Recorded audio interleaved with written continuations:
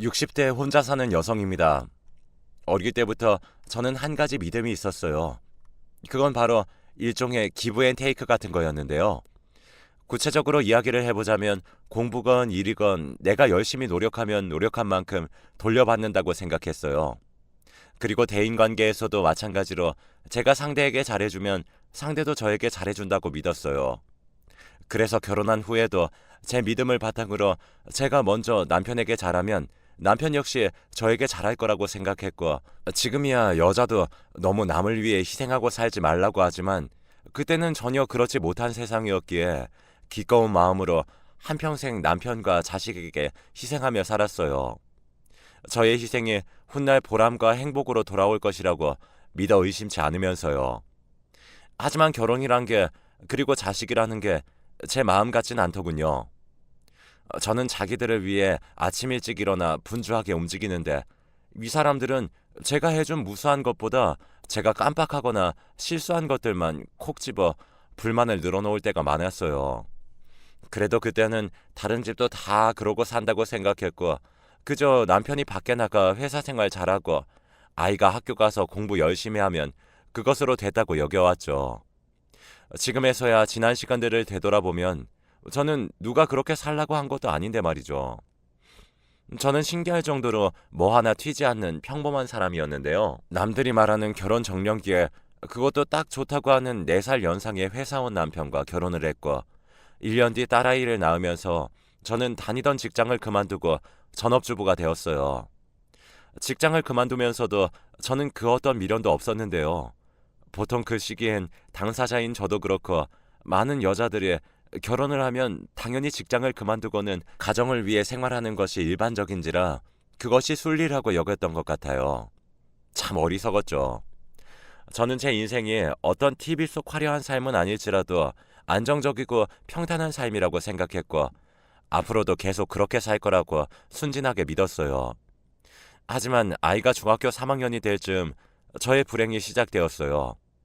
친정엄마가 갑작스럽게 심장마비로 돌아가셨고, 저는 엄마를 잃은 큰 슬픔에 빠졌어요.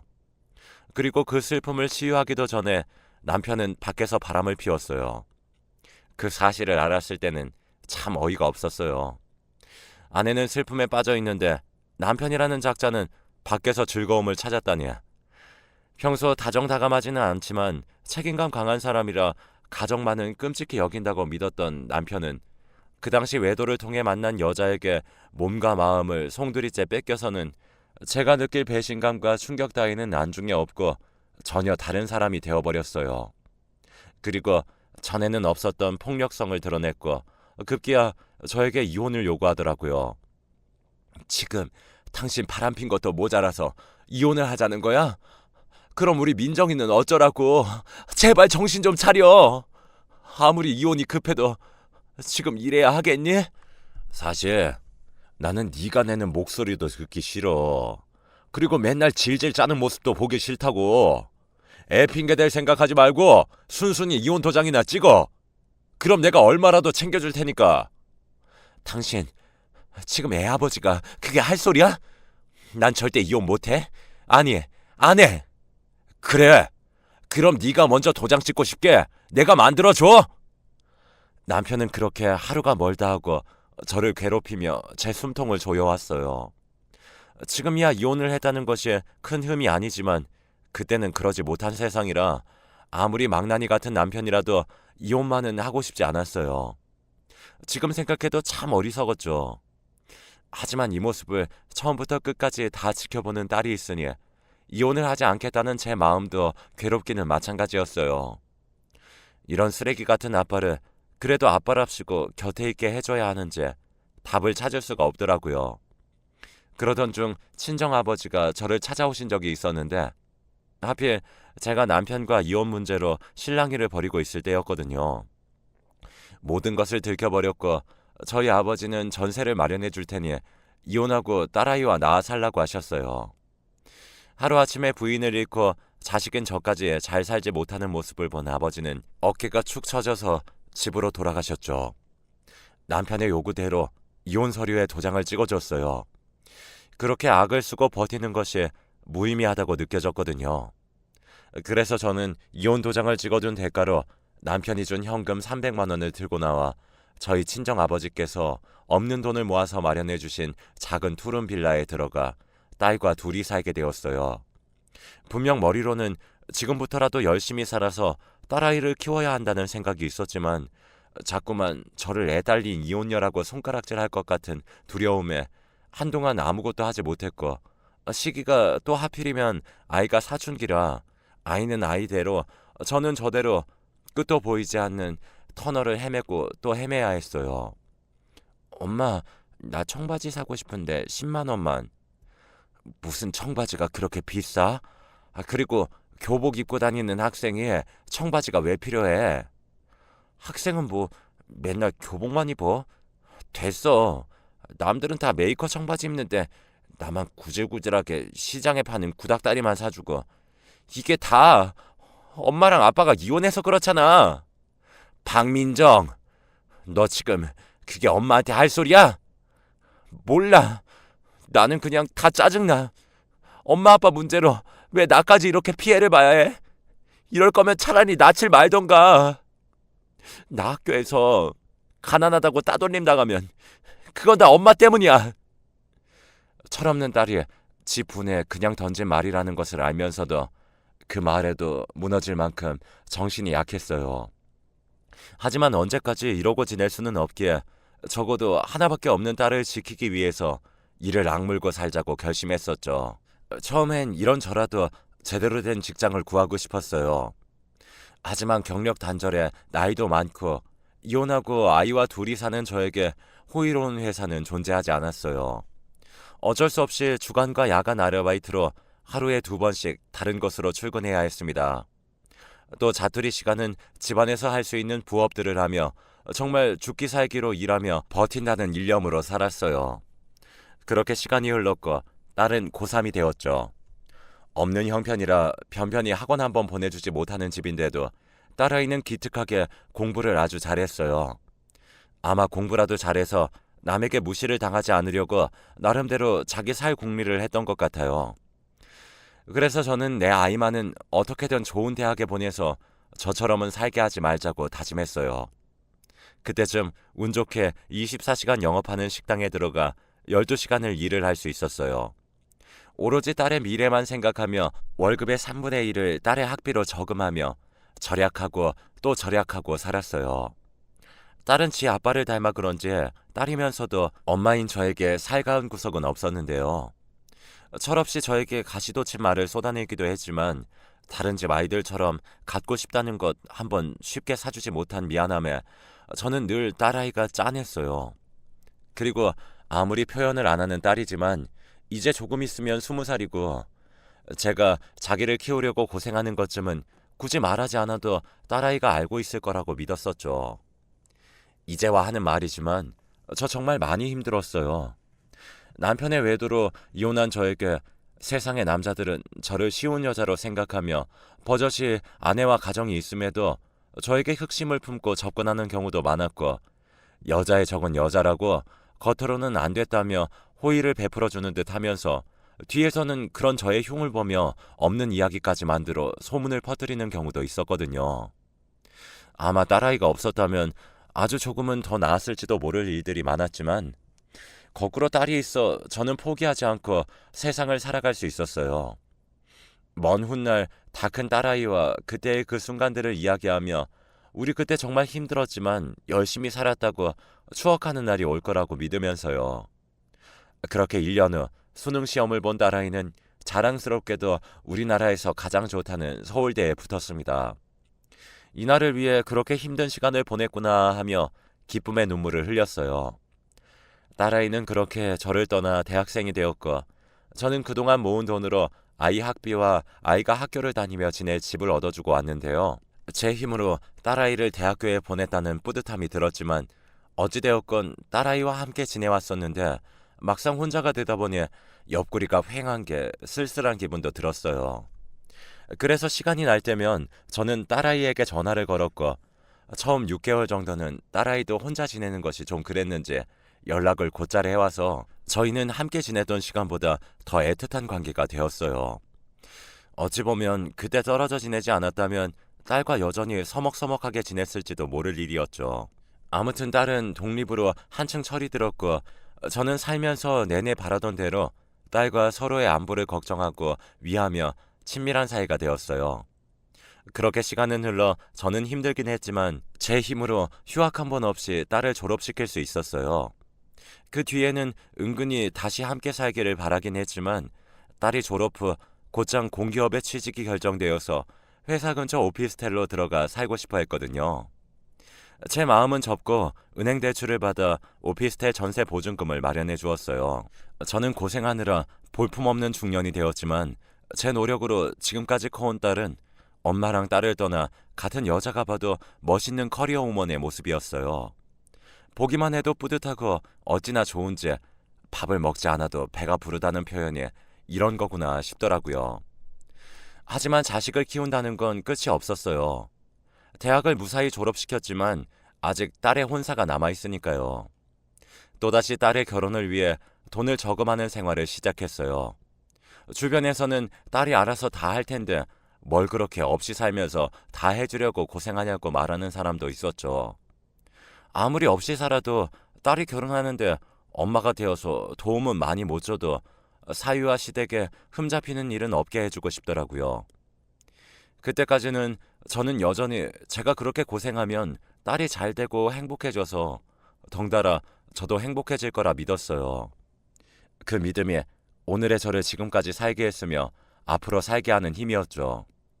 그런데요, 저의 그간의 생각과 다르게 혼자 살며 연애를 시작한 딸은 어떤 이유에서인지 점점 저를 귀찮아하는 게 느껴졌어요. 처음엔 아무리 엄마라지만 당연히 서운했죠. 하지만 한편으로는 이제 어엿한 사회인으로 자리 잡고 연애도 하는데 당연히 저보다는 자신의 생활이 먼저이지 않을까 이해하려고 했죠. 언젠가는 더 철이 들어 다시금 엄마인 저에게 곁을 주기를 기다리기로 했어요. 그러다 딸의 27번째 생일이 되었어요. 그날엔 연락할 명분도 있어 신이 나서 딸에게 전화를 걸었는데요. 민정아, 다음 주엔 네 생일이잖니. 집에 올 거지? 엄마, 나 민우 씨랑 이미 생일 보내기로 했어. 신경 쓰지 않아도 돼. 에이, 그래도 어떻게 엄마가 딸 생일인데 신경을 안 써? 그럼 미리라도 한번 집에 와. 엄마가 미역국이랑 너 좋아하는 소고기 구워줄게. 됐어. 맨날 돈 없다고 하면서. 그리고 나 요즘 너무 바빠서 주말도 못 쉬어. 그러니까 엄마는 그냥 아무 날 아니라고 생각하고 괜한 돈 쓰지 마요. 딸은 제가 신경 쓰지 않아도 된다고 말하고 싶었는지도 몰라요. 하지만 그 말을 듣는 제 입장은 참 서운하기만 하더라고요. 딸의 생일에는 제가 딸을 낳은 날이기도 한데 어떻게 그날을 아무 날도 아니라고 생각하는 건지. 게다가 아무리 돈이 아까워도 자식 생일상 차리는 돈이 아까운 엄마가 어디 있겠어요. 자는 딸의 의도를 애써 이해하려고 노력했지만 그래도 서운한 마음은 가시지 않았어요. 아무리 똑똑한 아이여도 엄마를 생각하는 마음은 멀었구나 싶었죠. 그래도 어쩌겠어요. 하나뿐인 제 자식인 것을요. 저는 생일 당일에 잠깐이라도 딸의 얼굴을 보고 생일 선물 겸 용돈이라도 주고 싶어서 가게 사장님께 어렵게 부탁해 하루 휴가를 받았고 딸이 근무하는 회사 근처로 나름 신경 써서 옷도 입고 머리도 하고 처음으로 가보게 되었어요. 그런데 그곳에서는 저는 살면서 한 번도 생각해 본 적이 없는 그런 일을 겪게 되었는데요. 글쎄 딸 회사 로비에서 다시는 보고 싶지 않다고 생각한 전 남편과 낯선 여자를 보게 된 거였죠. 설마 아니겠지. 저 사람이 어떻게 알고 여기까지 왔겠냐며 저는 혼자 안절부절 못하며 딸에게 전화를 걸었고 전화를 받은 딸은 제가 아직 말도 시작하지 않았는데 엄마, 나 바빠. 회의 들어가야 돼. 끊을게. 라며 전화를 끊더라고요. 끊어진 전화에 황당하면서도 그러면 그렇지 하는 생각으로 발걸음을 돌리는데 제 등 뒤에서 아빠 하는 딸아이의 목소리가 들려왔고 저는 심한 충격을 받지 않을 수 없었어요. 딸은 제가 지켜보고 있을 거라는 것은 꿈에도 모르고 남편이 있는 곳으로 달려가 환하게 웃는 얼굴로 지 아빠의 품에 안겼고 딸아이는 마치 익숙하다는 듯 전 남편과 남편의 새 와이프로 보이는 여자에게 인사를 하는데 그 단란한 모습을 보고 있으니 피가 거꾸로 솟는 것 같더라고요. 내가 지를 어떻게 키웠는데 저는 도대체 언제부터 저들이 저렇게 만나고 다녔는지 알 수도 없었고 남편에게 이어 자식에게까지 이렇게 뒤통수를 맞는 제 인생이 허탈하게 느껴졌어요. 마치 작정을 하고 세상의 모든 것들이 저 하나를 속이는 기분이랄까요? 저는 그 순간 모든 것이 부질없게 느껴지더라고요. 그 길로 돌아서 딸의 회사를 나왔습니다. 만약 지금 그때로 돌아갈 수 있다면 전 남편이고 자식이고 상관없이 한바탕 난리라도 치고 올 건데 그때는 왜 그렇게 빨리 그곳을 벗어나고 싶었는지 모르겠어요. 그 후 저는 딸에게 사실 확인을 하고 싶었지만 또다시 상처 입을 것이 두려워 일부러 딸에게 연락하지 않았어요. 그러던 어느 날 딸이 연락도 없이 집으로 와서는 결혼을 하게 되었다며 저에게 청첩장을 내밀었어요. 황당했죠. 내가 지 엄마인데 청첩장을 줘도 내가 줘야 하는 것을 딸에게 받고 앉아있으니 이건 필히 뭔가 이상하게 돌아가는 것이 분명했어요. 그리고 청첩장을 열어서 혼주의 이름을 확인하는 순간 아무리 내 딸이지만 당장이라도 내치고 싶어지는 거 있죠. 엄마, 미안해. 근데 내 입장에서 다른 선택지가 없었어. 아니, 나는 네 엄마 아니야? 어떻게 이런 청첩장을 엄마한테 가져올 수가 있어? 이러려면 알릴 필요도 없이 그냥 씩 올리지. 이렇게 다 정해놓고 청첩장 하나 가지고 오면 나보고 하객처럼 부조하고 박수치라는 거야? 그럼 어떡해? 난 민우 씨랑 꼭 결혼하고 싶은데. 시부모님은 하나부터 열까지 다 따지시고 나 솔직히 이혼한 엄마가 식당 일 하면서 키웠다고 하면 이 결혼 절대 못해. 이혼녀가 키웠다고 절대 허락해주지 않는다고. 뭐? 그럼 내가 여태 너 키우느라 들어간 돈은 뭐여? 내 시간은 뭐냐고? 너 엄마 이혼하기 전에 네 아빠가 어떻게 했는지 벌써 잊었어? 근데 지금 그런 네 아빠랑 우리 가정 파탄낸 여자랑 상견례 마치고 나란히 혼주 자리에 앉히겠다고? 이미 지난 일이잖아. 난 다 잊었어. 난 지금이 더 중요하다고 생각해. 미안하지만 엄마는 남 보기에 그저 식당 일하는 전세방 사는 아줌마고 아빠는 그래도 회사 부장님의 남부럽지 않게 살잖아. 엄마는 모르겠지만 결혼하려면 그런 배경도 무시할 수 없는 거야. 엄마는 내가 어디 보잘것없는데 시집가서 엄마처럼 살면 좋겠어? 저는 딸의 논리에 말이 나오지 않았어요. 얼마나 대단한 집에 시집을 간다고 저리 설치는지 저처럼 살지 말라고 힘들게 대학까지 보내놨는데 딸에게 저런 소리를 들으니 제 자식이지만 정말 한심하기 짝이 없더라고요. 게다가 오로지 자기 생각만 하는 이기적인 딸의 말에 그동안 나는 무엇을 위해 살았나 후회가 밀려와 저는 그날 딸에게 처음으로 싫은 소리를 했어요. 그래, 네 말 다 알아들었어. 그러니까 네 인생에서 나보고 빠져달라는 거잖아. 좋아, 그럴게. 근데 나도 네 방식대로 이야기하면 그럼 네 서울대 타이틀은 누구 때문에 있는 건 줄은 알지? 그리고 지금 다니는 회사도 결국은 그 대학 졸업장 덕도 있을 거고 네 인생에서 나를 빼려면 내 돈도 같이 빼줘야 하지 않겠니? 엄마, 어떻게 자식 키우느라 쓴 돈을 다시 달라고 해? 넌 네 인생에서 여태 고생한 엄마도 빼는데 난 좋아. 내가 10원 한 장 빼먹지 않고 다 갚을게. 그럼 됐지? 그럼 이제 우리 남남인 거지? 딸은 그렇게 말하고 씩씩거리며 집을 나갔어요. 마치 억울하다는 듯이요. 살면서 한 번도 딸이 착하길 바랬던 적은 없었는데 저렇게 자기만 생각하는 괴물이 될 줄은 꿈에도 몰랐어요. 그저 저는 딸의 결혼 자금으로 모아놓은 통장을 보며 이게 다 무슨 소용이었나 싶었고 딸이 두고 간 청첩장을 보며 남편 이름과 제 이름이 적혀 있어야 할 칸에 보이는 낯선 이름을 보며 눈물을 흘려야 했어요. 그렇게 3년 후 힘들게 사는 딸한테 짐이 되기 싫었던 아버지는 저 모르게 홀로 병마와 싸우고 계셨던 거예요.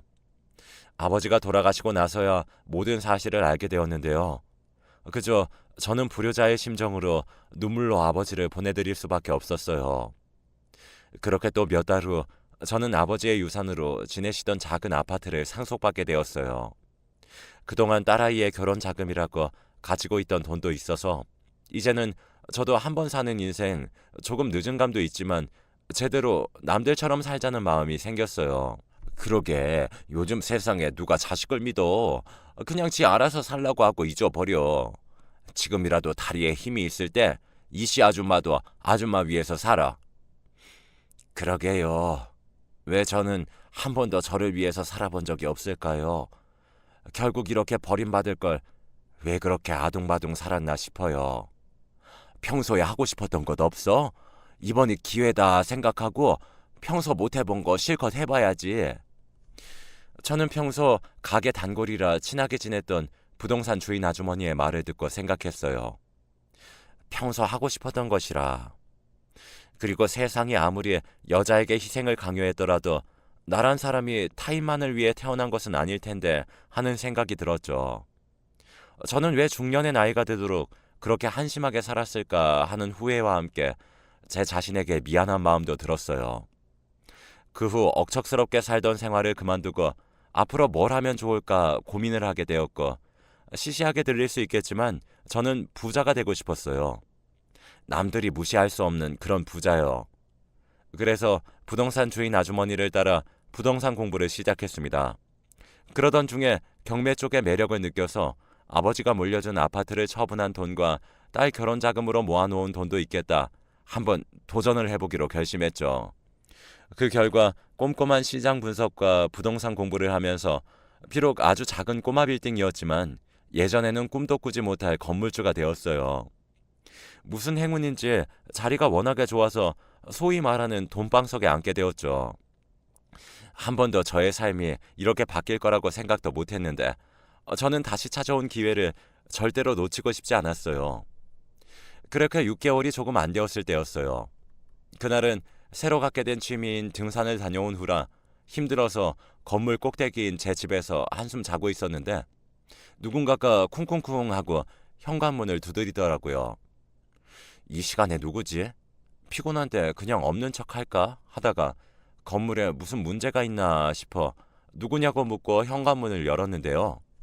글쎄 제 다리에 한 손에는 2살도 안 된 여자를 데리고 또 배는 남산처럼 불러서 초라한 몰골로 서 있는 게 아니겠어요. 엄마, 나 좀 도와줘. 저는 차마 입이 떨어지지 않아 아무 말도 하지 못했는데 딸에 있는 저를 보자마자 울기 시작하고 한참을 그렇게 울더니 저에게 그간의 사연을 이야기했어요. 엄마, 나 있잖아. 완전히 속았어.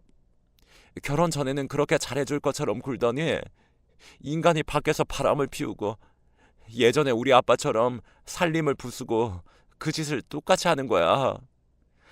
애는 어리고 출산일은 다가오는데 그때 생각나는 사람이 엄마밖에 없어서 식당 아줌마한테 물어서 찾아왔어. 내가 왜 네 엄마야? 네 엄마는 따로 있잖아. 설마 아직까지도 그 일을 마음에 담아두는 거야? 지금 내가 이런데도? 너도 이제 네 애 낳았으니 생각을 해봐. 마침 네 처지도 그때 내 처절한 신세랑 같다고 하니 더 와닿겠네. 나중에 네 딸이 결혼한다고 하고 너 보고 지 인생에서 빠지라고 하고 네 남편이랑 바람핀 그 여자랑 알콩달콩 한가족 놀이 한다고 하면 네 속은 어떻겠니? 엄마, 지금 딸한테 악담하는 거야? 악담은 네가 나한테 그랬는데 넌 그런 일 안 당한다고 보장할 수 있어? 좋아. 엄마 화난 거 난 다 이해해. 근데 지금은 아니다. 일단 엄마 딸부터 좀 살려주고 그런 소리 해도 되잖아. 식당 아줌마가 그러더라. 엄마가 내 결혼 자금이랑 외할아버지가 주신 유산으로 완전 로또 맞았다고. 그럼 그 돈 사실은 내 몫도 있는 거잖아. 돈에 이름이 있니? 한때는 네 학비로 돈을 모았고 그냥 또 한때는 네 결혼 자금으로 돈을 모았을 뿐이야. 지 인생에서 빠지라는데 그런 자식한테 도움까지 줘야겠어? 그래도 난 모질게 말만 그렇게 했지. 그동안 너한테 들어간 돈도 도로 받지 않았잖아. 정말 돈 앞에 부모 자식도 소용없네.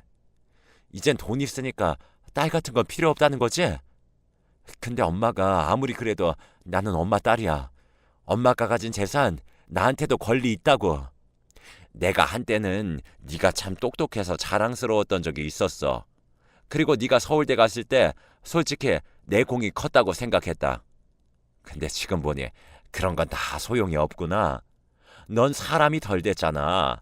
내가 너무 사는데 급해서 널 가르치지 못했다. 인간으로 키워야 했는데 널 너밖에 모르는 이기적인 괴물로 키웠어. 난 너한테 한 푼도 주지 않을 거니까 네 남편한테 돌아가든 네 잘난 아빠한테 돌아가던가 해. 진짜 너무하네. 엄마가 자식을 버리는데 남이 나를 거두겠어? 아빠랑 사는 그 여자 진작에 아빠 재산 가지고 날랐어. 그리고 아빠도 그 여자 찾는다고 행방불명됐다고.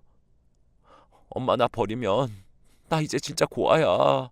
이렇게 애도 있고 배도 불렀는데 정말 야박하게 굴 거야? 이러다 나랑 애 죽는 거 봐야 속이 시원하겠어? 악다구니를 치는 딸을 보며 저는 참을 수 없어 자리에서 일어나 지갑에 있는 현금을 모두 꺼내 바닥으로 던졌어요. 네가 하도 구질구질하게 나오니까 그건 줄게. 근데 다음부터는 이 집에 발도 들이지 못하게 할 거니까 다시는 찾아오지 마. 나도 지난 시간 동안 배운 게 있어. 너도 네 인생이 중요하듯 이제는 나도 내 인생이 중요해. 내 인생을 네가 함부로 네 인생에 넣었다 뺐다 할 수는 없는 거라고. 저는 그 길로 냉정하게 딸과 딸이 데려온 아이를 내보냈어요. 솔직히 부모 자식 간인데 제 속이 좋을 리는 없고, 그렇다고 지난 날을 묻고 받아들이기엔 딸은 정신을 덜 차렸기에 받아줄 수 없었죠. 그저 아무것도 모르고 함께 쫓겨난 생전 처음 본 어린 손녀한테 미안할 따름이었어요. 그 후 자존심 센 딸은 다시는 저를 찾아오지 않았어요. 솔직히 그런 딸이라는 것을 알기에 지난 날을 모두 반성하고 저에게 잘못했다고 싹싹 빌면 못 이기는 척 받아주고 그 망할 사이라는 놈을 어떻게든 혼쭐을 낼 마음도 있었는데요. 이놈의 천륜이 뭔지 차라리 그렇게 어미도 버리고 갔으면 잘 살기라도 하지. 어쩌면 남편도 그렇고 딸도 그렇고 인생이 그럴까요?